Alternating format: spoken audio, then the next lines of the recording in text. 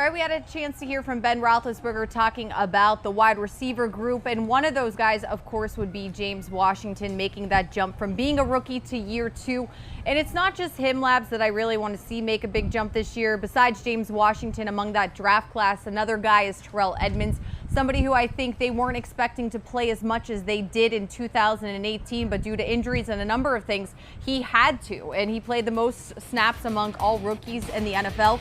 Did an admirable job, as Coach Tomlin said, to quote him, above the line. But I think we can see more from him now that he gets a chance to settle down and get acclimated to things. Everybody knows the storyline surrounding James Washington and maybe the growing pains he experienced last year, the tough love he got from Ben Roethlisberger. They need him to step up this year. It's something he's been working hard on in this offseason, at OTAs, at minicamp, and he'll really have to prove himself here in Latrobe.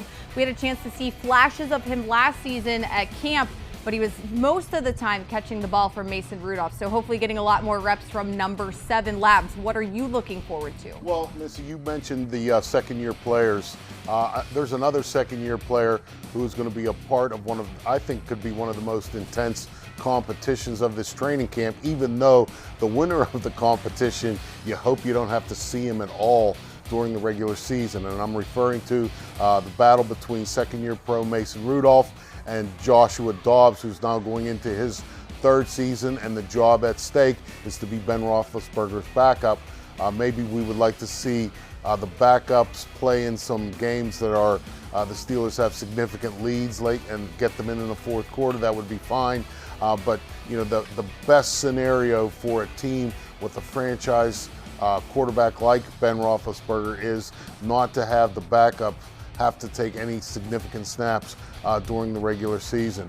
Yesterday, it kind of started off for me. Joshua Dobbs, I thought, really put on a show during the run test. Mason Rudolph, I think, has looked a lot more confident, comfortable. He's delivering the ball on target, on time, and we saw that throughout the offseason program, particularly OTAs and minicamp. And so to me, it's going to be something that's certainly going to make the preseason games, if nothing else, a lot more interesting to watch. All right, Labs, I know it sounds cliche, but I am excited to see Devin Bush here in Latrobe. Not necessarily today or tomorrow, but really on Sunday when they put the pads on, maybe the different things that Coach Tomlin is going to do to test the rookie who they traded up 10 spots for to nab in the 1st round of this past year's draft. So I think a lot of things will shake out as we get to Sunday and moving forward for the next few weeks that we are here at St. Vincent College. He did have a nice pass breakup today, so still trying to make some plays. We've seen a lot from him this offseason. As Coach said yesterday, it's going to be, can he take advantage of the reps that he gets? Another thing I'm going to be looking for, Missy, is, you know, typically during a practice, special teams period, everybody kind of who's watching, you know, maybe goes and gets a drink or rubs a little more sunscreen on or whatever. But I think this summer, it's going to be very important to be paying attention to special teams periods, because this is the summer, I think, that Chris Boswell either gets his career back on track to what it was in 2017, or you know, he might relegate himself to the role of journeyman and just be going around team to team looking for a job. He is competing for his job. He is due a $2 million roster bonus that is to be payable right at the end of the preseason. And so, you know, there's going to be pressure on him. Certainly there is financial pressure, because if he does not reestablish himself as the kind of kicker that the Steelers feel they can depend upon, which he certainly was in 2017, he's going to get cut, lose his job, and he's going to lose that $2 million roster bonus. So Mike Tomlin promised at his camp opening presser yesterday that the team was going to do some things to create some pressure on Boswell to see how he handles it and performs during training camp. And then also there's going to be those preseason games. And if Chris Boswell shows he is not up to the challenge, then maybe it's possibly undrafted rookie Matthew Wright from Central Florida.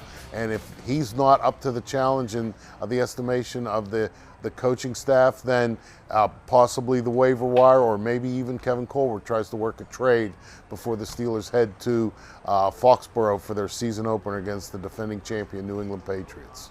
All right, time now for some quick hits, a little housekeeping in case if you missed anything that took place yesterday. The Steelers have announced they have signed head coach Mike Tomlin to a 1-year extension. There is a option for a second year. That means he will be with the Steelers through at least the 2021 season, which is in line with quarterback Ben Roethlisberger in his new deal.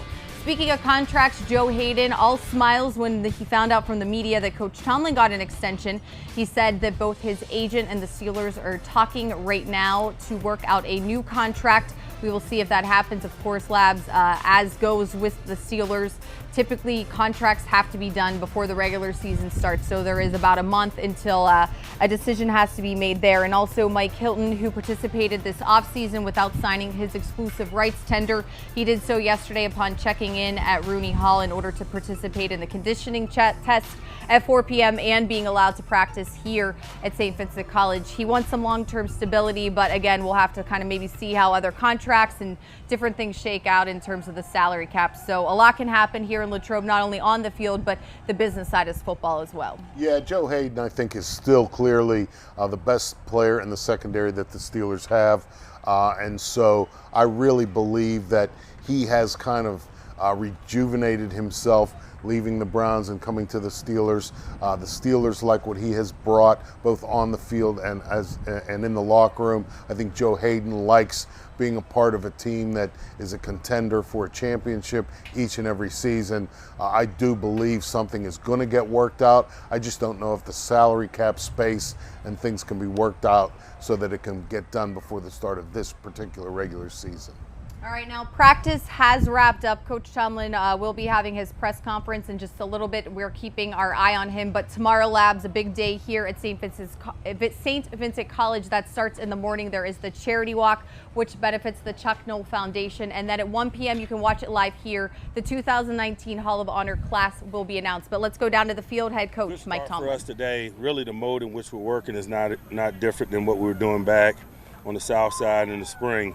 In terms of our attire, helmeted practices, but obviously we respect the setting, good to work in front of our fans and to get some of the things that need to happen here started. We got room for improvement. I thought we were off sides a little bit on defense. Things that you can control, pre-snap things. I thought the communication was good. We'll keep working. It's just, the emphasis of it from a team development standpoint, the growth and fundamental things that you focus on here. Nothing really to speak of from a health standpoint. No real update on TJ Watt. I guess you can characterize his availability as day-to-day. I'll give you an update if that changes. Other than that, though, just like the spirit and the approach, and as we continue to roll the ball out, there'll be more to discuss and talk about. Questions? When you start like today, what do you compare it to help draw, those meaningful comparisons? Do you compare it to last training camp? I don't know that I'm looking to compare it to anything. I'm just looking to get off to a good start and a good fundamental base, some things that you stress at this stage of development and kind of work from there. Ben said earlier today that he doesn't know why, but he's excited for this year more than maybe in years past. Can you see a difference in him being around? Not after one practice.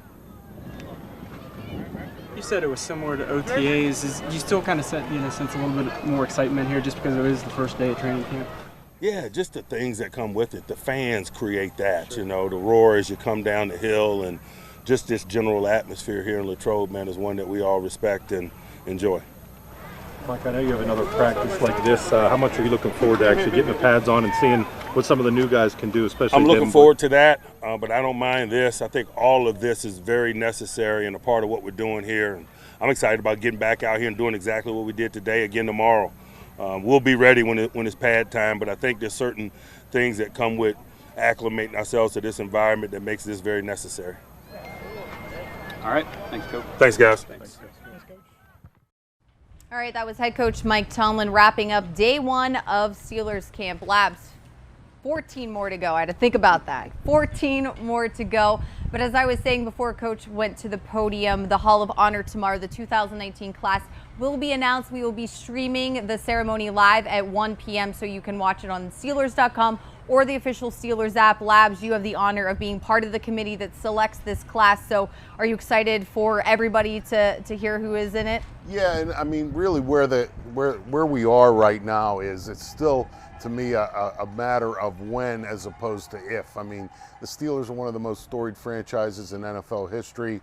A lot of success, a lot of great players, coaches, contributors to all of that success. And really, as a part of the committee, what we're trying to do is, kind of form a line and start getting these guys in. I mean, there's no discussion really of, does this guy belong? Does he deserve it? Or does, because again, there are so many great players, so many deserving ones. We're just trying to move the line along. And so, yes, I'm excited about these 4 and looking forward to future seasons, future years, as this Hall of Honor grows and expands. All right, that is going to do it for our first edition of Steelers Live from Latrobe Steelers Training Camp. Thank you so much for joining us. Hall of Honor class, you can see that streamed live tomorrow at 1 p.m. And then we will not be back until Sunday, so we'll see you then. Have a great night, everybody.